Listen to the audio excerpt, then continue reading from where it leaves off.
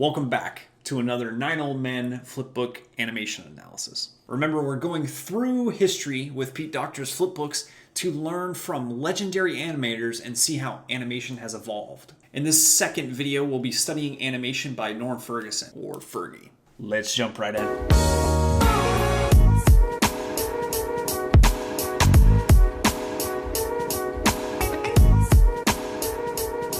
Amazing facts about Fergy. From the beginning, Fergy's acting skills were far ahead of the other animators at Disney, and they would remain so for several years. Walt saw this early on and chose Fergy as one of 4 supervising animators for Snow White. And you want to know what his task was? The Evil Witch. Fergy also directed the 3 Caballeros, and he also was a directing animator on Cinderella, Alice in Wonderland, and Peter Pan. And perhaps one of his best achievements was that Fergy invented the Ruff pose test. So in the early Disney days, everyone used to make detailed, pretty drawings when they were animating. But Fergy was the first to make rough drawings to quickly test out his ideas for the animation and see if it was working. So before this, nobody really knew that acting would still read with just simple shapes and scribbles, to give the hint of the idea. So in effect, his skills massively helped to set the stage for the higher standard that Disney would soon find. Today, you're going to see evidence from his fantastic skills with Playful Pluto from 1934. This animation comes 6 years after the first flipbook analysis we did with Plain Crazy by Iworks.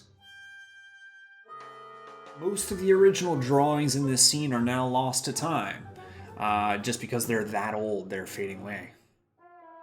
But Frank and Ollie, the guys who wrote The Illusion of Life, said something special about this animation.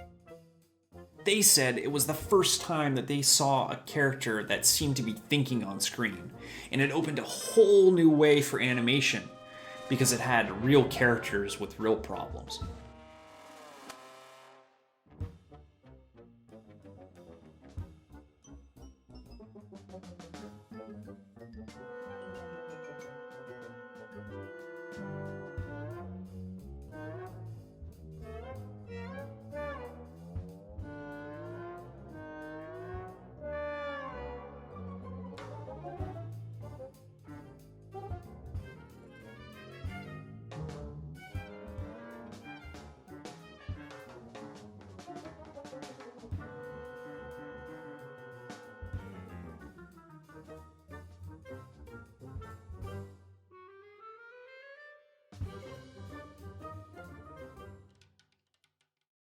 What I really like just in the beginning here is how he's really thinking about his timing. He's thinking rhythmically about what's going to happen in the shot. He doesn't just chase the fly across the screen. There's 2 pauses in there, and then there's a longer, faster chase across the screen.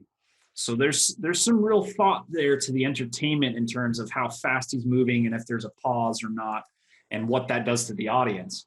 And then here, this is pretty advanced stuff. He hits an obstacle that sticks him in place, and what happens? The body overlaps. So again, he doesn't have the 12 principles to go by. They've been trying stuff out and thinking that this kind of works. So yeah, you've hit an obstacle that stops him cold, and then what happens? The rest of the body follows through and makes it comedic at the same time. So the hips are carrying forward, and there's some cool overlap on this tail as well. You really feel that tail flow up and back. A lot of student animators can't animate tail overlap at that level right now.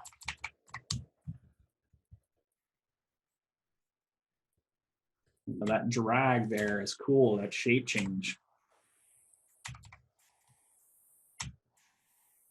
Pretty smooth. In terms of entertainment, now we've also shifted the story because it went from chasing the fly across the screen to, wait, I've got a new obstacle, this fly paper. we're like changing the action. We're going from a crawl into a sneeze. And then in his head, he's already worked out what he's going to do next. He tries to sneeze it off. It's not enough force. We got to amp up the action. So he goes into using his paws and pulling just one paw down. And when he pulls here, again, it's really thinking about what's happening. So one pull, two pull, two, three pull, and then four, one giant pull with both paws down. So rhythmically, it's like 1, 2, 3, 4. You know, it has a rhythm to it that's interesting, almost like music. It doesn't have the same beat all the time.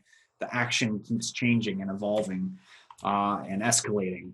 And then you get this really funny, exaggerated moment of the nose whipping back and hitting his face, and there's a recoil into his face. Pretty neat. And again, the situation has gotten worse because he's got, now his nose is free, but two paws are stuck. And I really love the fact that Pluto's character really shows here that he's a dog, or that he's not really thinking that much, or he's concentrated on the fly to forget that he's stuck on this fly paper. It's a cool decision as an animator. It makes more entertainment, right? I mean, that's the stuff that you got to think about when you're blocking your scenes. You're creating those pantomimes that show character and give entertainment. And here we see the first real obvious thinking moment from Pluto. And so if you remember back to what I said about his acting skills were far ahead of the other animators at the time, this scene right here was the first time a character seemed to be thinking on screen.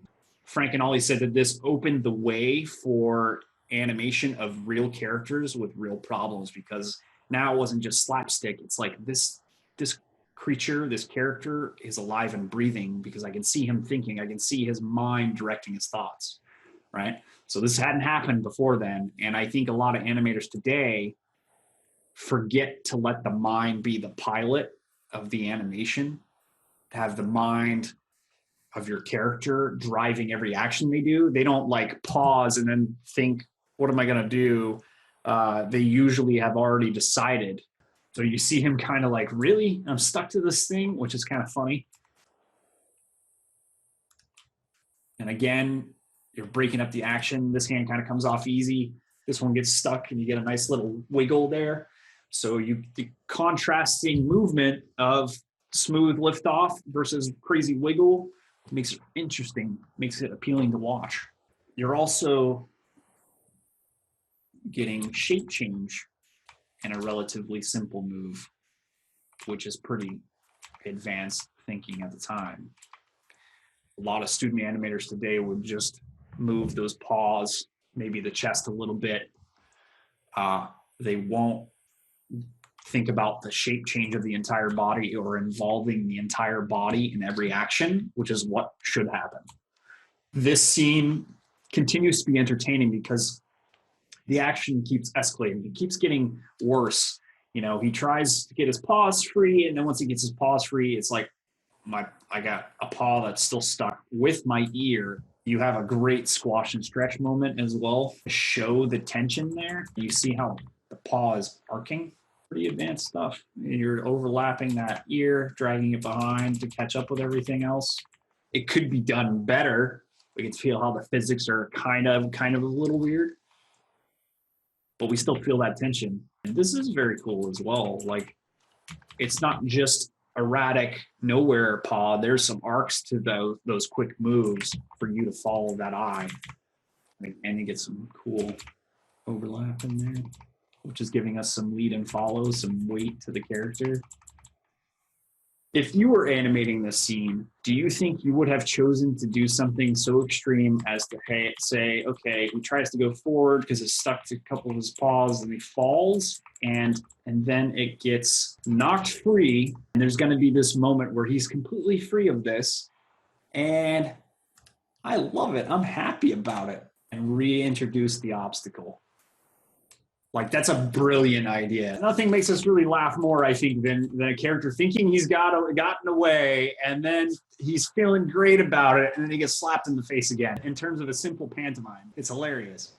And again, this is the first time that a character's really shown thought on screen. You see his face change from frustration into relief, which you can relate to, only to be caught back in the situation again, right? These emotional changes create the character, make conflict that's interesting, and make entertaining animation. Frequently, students will do a pantomime and there will be no emotion change, or they'll do a dialogue and there'll be no emotion change. You'll get a dialogue clip that's like angry the whole way through, and you're like, it's kind of boring, man. I don't know why we're so angry the whole time, Something else you'll notice in this moment, aside from how cool it is that he's clearly thinking and the emotion change in his face, it's not only his face that shows the emotion change.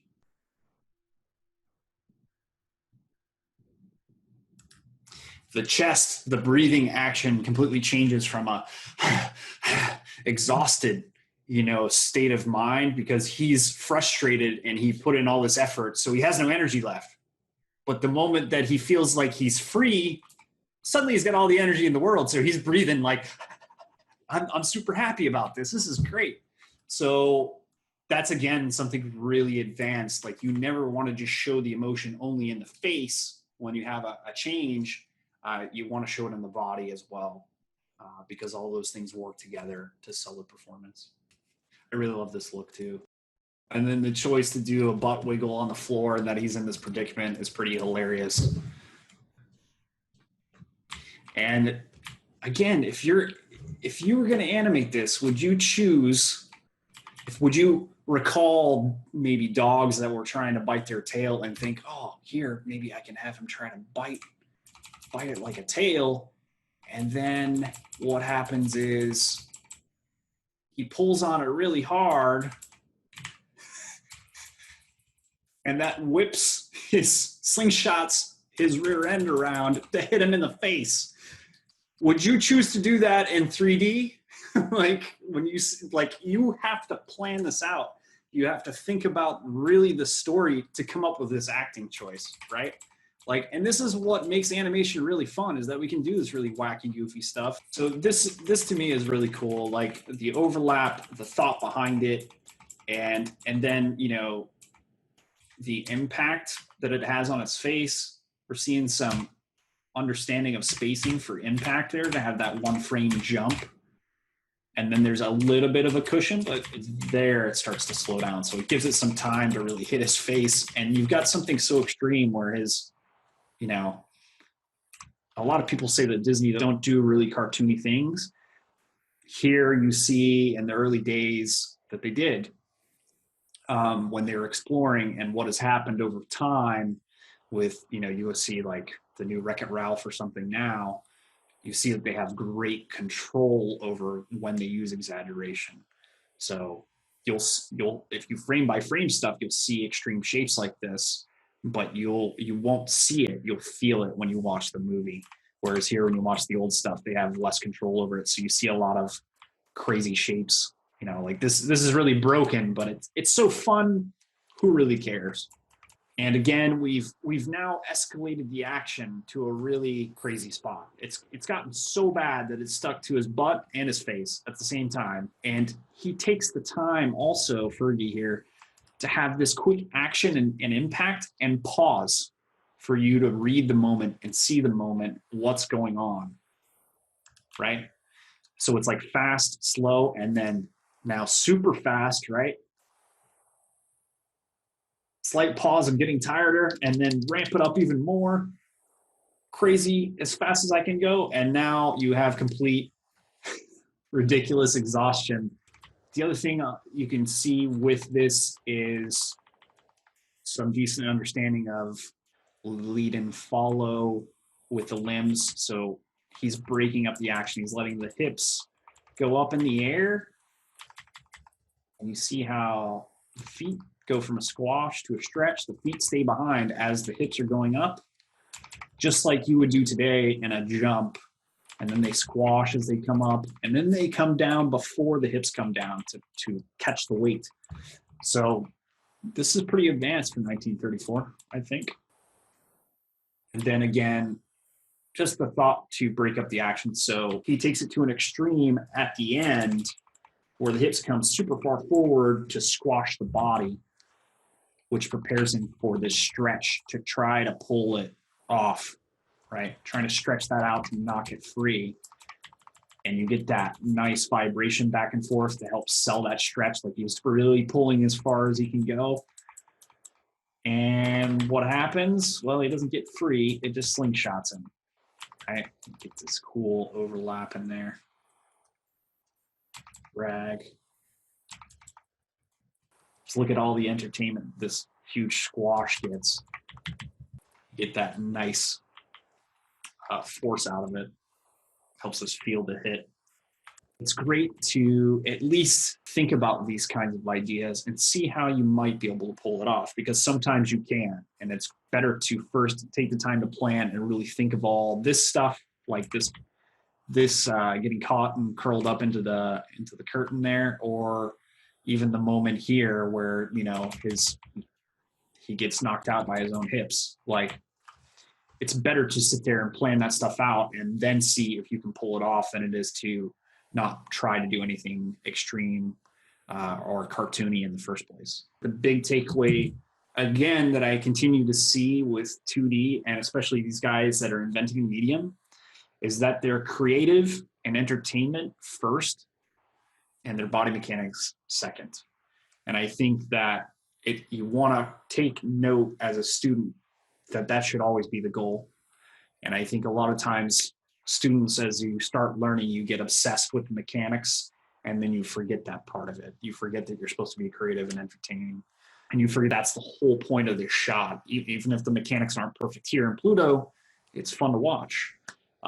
So keep that in the back of your head so that when your mechanics catch up and you're ready to make those great demo reel shots, that you're thinking right when you start. Thank you so much for watching. Those are some of my key takeaways from Playful Pluto by Norm Ferguson, and I hope that you found them insightful. Next in the Flipbook series, we'll learn from Ham Lusk on how to create blazing fast physical action. It's gonna be good. If you like this video, then subscribe and ring the bell for more videos just like this in the future. Of everything that I shared, what stood out to you the most from this Playful Pluto animation? Was it how, Fergy planned out appealing rhythm to each movement? Or was it how, Fergy showed Pluto's thought process so clearly? Or was it something else? Let me know in the comments below. I'd love to chat with you about it. Until next time, feel free to check out one of our other animation videos, and happy animating.